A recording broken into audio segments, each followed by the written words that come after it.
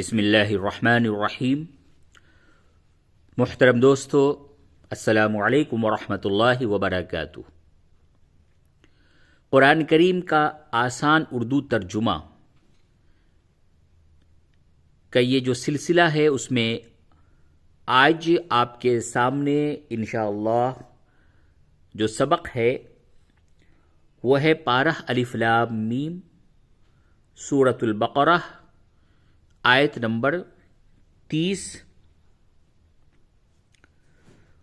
اور ابھی تک آپ نے سورہ بقرہ پارہ الف لام میم آیت نمبر 29 تک سبق سماعت فرما لیا ہے۔ آج آیت نمبر 30 میں آپ یہ پڑھیں گے۔ پہلے تو میں آیت کو تجوید کے ساتھ بھی پڑھنا سکھاؤں گا، اس کے بعد پھر حروف کے اور الفاظ کے علیحدہ معنی بتائے جائیں گے تاکہ وہ آسانی کے ساتھ سمجھ میں آ سکیں۔ اس کے بعد پھر پورا ترجمہ اس آیت کا اور کچھ مختصر تشریحات اور تفسیر بھی بتایا جائے گا۔ تو چلیے ہم تعوذ اور تسمیہ کے ساتھ سبق کو شروع کرتے ہیں۔ اعوذ باللہ من الشیطان الرجیم، بسم اللہ الرحمن الرحیم۔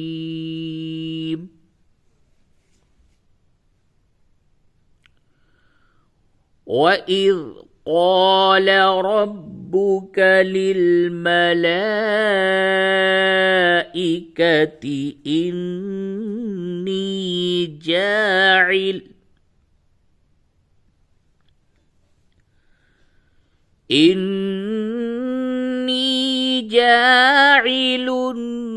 فِي الْأَرْضِ خَلِيفَةً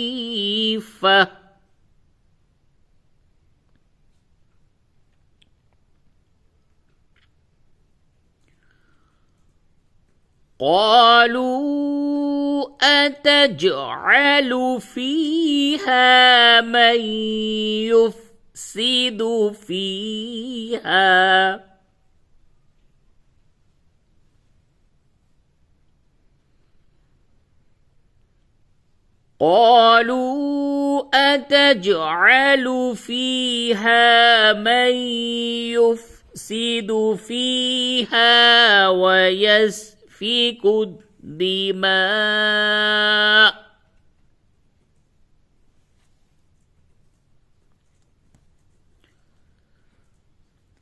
ونحن نسبح بحمدك ونقدس لك۔ لکا پہ وقف کریں گے تو لک۔ وَنَحْنُ نُسَبِّحُ بِحَمْدِكَ وَنُقَدِّسُ لَكَ قَالَ إِنِّي أَعْلَمُ مَا لَا تَعْلَمُونَ۔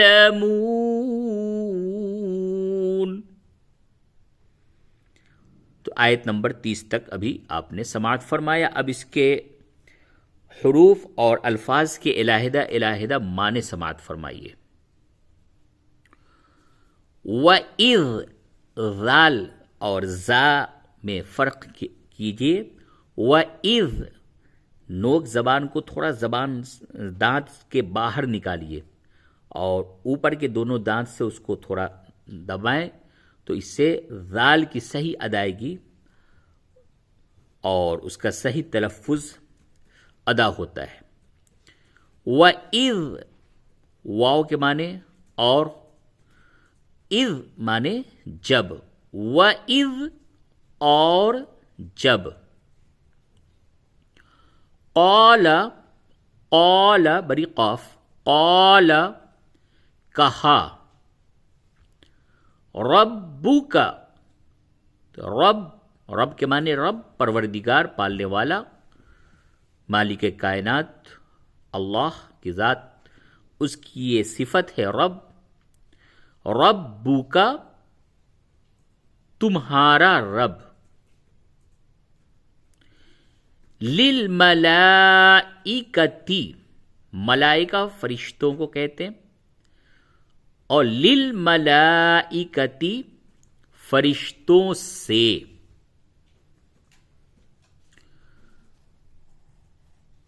انی نون مشدد ہے یہاں پہ غنہ کریں گے. انی یا مدہ ہے اس کو تھوڑا کھینچ کر پڑھیے. انی کہ میں. ان کے معنی بے شک بھی ہوتے ہیں. اس جگہ پہ کہ کا معنی ہوگا کہ میں. جاعل بنانے والا. جاعل بنانے والے کو کہتے ہیں. جاعل بنانے والا. فی کے معنی میں اس سے پہلے بھی آپ نے پڑھا. الارض زمین. زمین کو ارض کہتے ہیں. یہاں پہ الف لام لگا ہوا ہے. الارض زمین. خلیفتن خلیفہ ایک نائب. خلیفتن ایک نائب. قالو واو مدہ کھینچے تھوڑا. قالو انہوں نے کہا. اس جگہ پہ یہ جو ضمیر ہے اس میں فرشتوں کی طرف اس کا مرجع ہوگا. قالو انہوں نے کہا یعنی فرشتوں نے کہا. کیا. کے معنی کیا. تجعلو تو بنائے گا. اتجعلو کیا تو بنائے گا. فیہا اس میں. یہ جو ہا ضمیر ہے اس کا مرجع ارض ہے. مرجع فیہا اس میں یعنی زمین میں. فیہا اس میں یعنی زمین میں. من جو یفسدو فساد کرے گا. فیہا اس میں یعنی زمین میں. اس جگہ پہ بھی ہا کا مرجع الارض ہے. کیا تو بنائے گا اس میں یعنی کہ کیا تو زمین میں بنائے گا. من یفسد فیہا جو فساد کرے گا اس میں یعنی زمین میں. وَيَسْفِكُ ابھی آگے جب ملا کے پڑھیں گے تو یہاں پہ الگ الگ کر دیا ہے نا. تو فیکو واو کے معنی اور آپ نے پڑھا اس سے پہلے. واو یسفکو بہائے گا. وَيَسْفِكُ اور بہائے گا. الدماء خون. دم خون کو کہتے ہیں. دم یہاں پہ الف لام لگا دیے تو الدماء خون. وَنَحْنُ اور ہم. نحنو ہم. واو کے معنی اور. نحنو ہم اور ہم. نسبح بے عیب کہتے ہیں. بحمدک تیری تعریف کے ساتھ.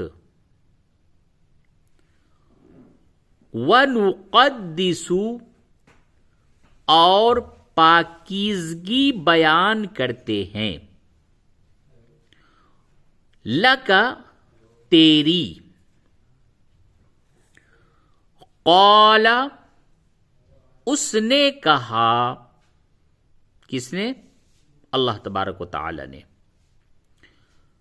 انی بے شک میں اعلم جانتا ہوں یعنی زیادہ جانتا ہوں. ما جو لا تعلمون تم نہیں جانتے. ٹھیک ہے.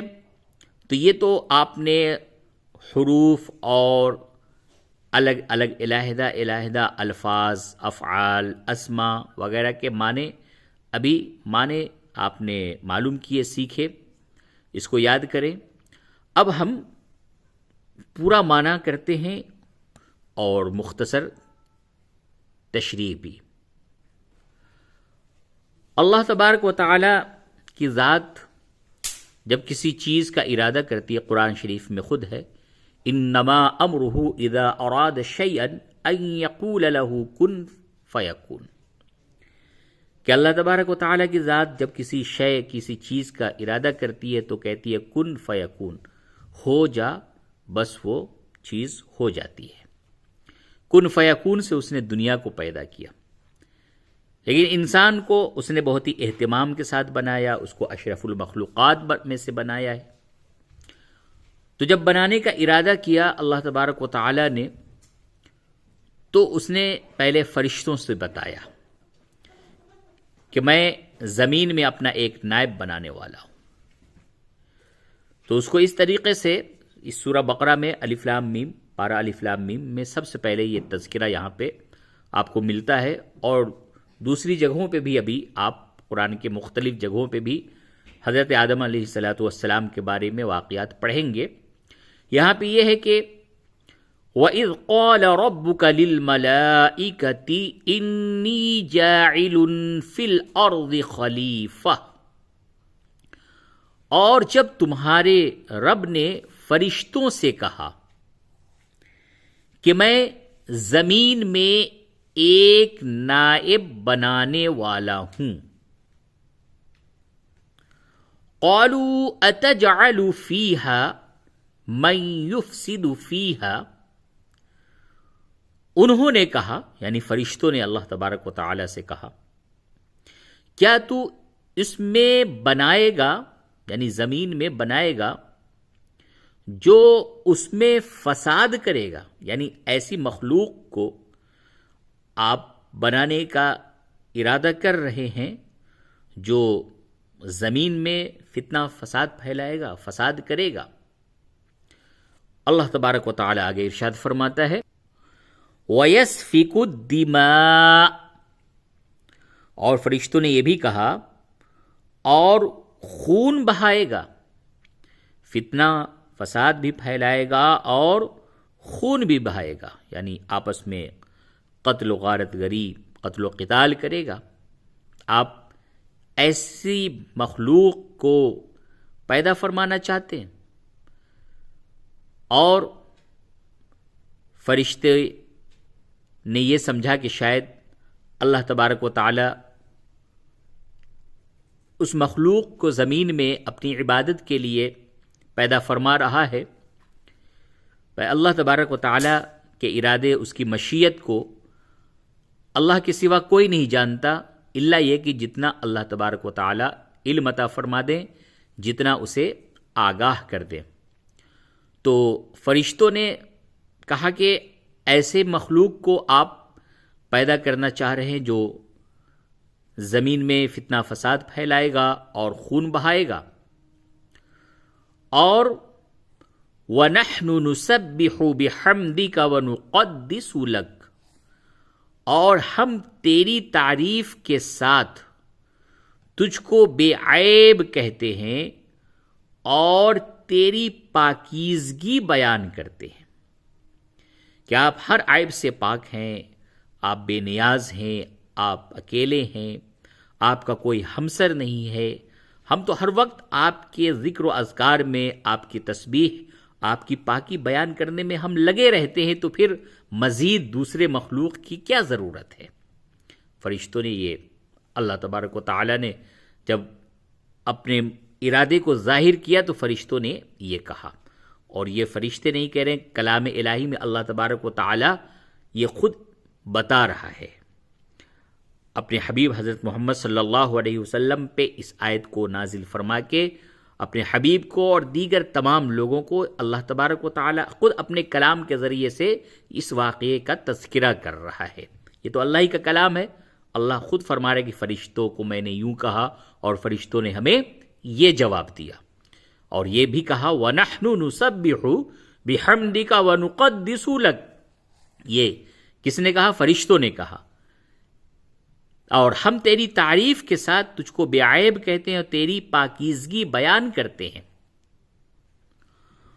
قال انی اعلم ما لا تعلمون. اب جب فرشتوں نے یہ کہا تو اللہ تبارک و تعالیٰ نے فرشتوں سے کیا فرمایا؟ اس نے کہا، یعنی اللہ تبارک و تعالیٰ نے کہا، ارشاد فرمایا، بے شک میں زیادہ جانتا ہوں. اعلم، میں زیادہ جانتا ہوں، اس میں تفضیل کا صیغہ اللہ تبارک و تعالیٰ نے اس جگہ پہ استعمال فرمایا ہے کہ بے شک میں جانتا ہوں، یعنی زیادہ جانتا ہوں، ما لا تعلمون، جو تم نہیں جانتے. بے شک جو اللہ جانتا ہے وہ کون جان سکتا ہے؟ نہ فرشتے نہ انسان. اتنا بھی انسان جان سکتا ہے اور فرشتے اتنا ہی جان سکتے ہیں، یا دوسری دیگر مخلوقات اتنا ہی جان سکتی ہے جتنا اللہ نے اسے علم عطا فرمایا ہے. تو اس کے بعد آیت نمبر 31 میں مزید ابھی اس واقعہ کو اللہ نے بیان کیا ہے کہ آدم علیہ السلام کو پھر اللہ تبارک و تعالی نے پیدا فرمایا، اور پیدا فرمانے کے بعد سب سے جو پہلا کام تھا حضرت آدم علیہ السلام کو بنانے کے بعد، وہ اللہ نے کیا کیا، کیا فرمایا، کیا اس آیت میں آگے مزید آیت نمبر 31 میں ارشاد فرما رہا ہے. انشاءاللہ اب اس کا تذکرہ آنے والے سبق میں ہوگا. پہلے جو آیت نمبر 30 میں جو الفاظ پڑھائے گئے اس کے معنی کو یاد کریں اور پھر پورا ترجمہ دیکھیں، اور جو لوگ کے نئے ہیں وہ پچھلے جو اسباق جو ان کے چھوٹ چکے ہیں ان کو وہ دیکھ لیں، پڑھ لیں، اور انشاءاللہ اسی طریقے سے سبق پڑھایا جائے گا اور مزید فائدہ ہوگا. اللہ تبارک و تعالی اپنے کلام کا علم سے ہمیں اور آپ سبھی کو نوازے. تو چلیے اجازت دیجیے، پھر ملتے ہیں آنے والے سبق میں. والسلام علیکم ورحمۃ اللہ وبرکاتہ.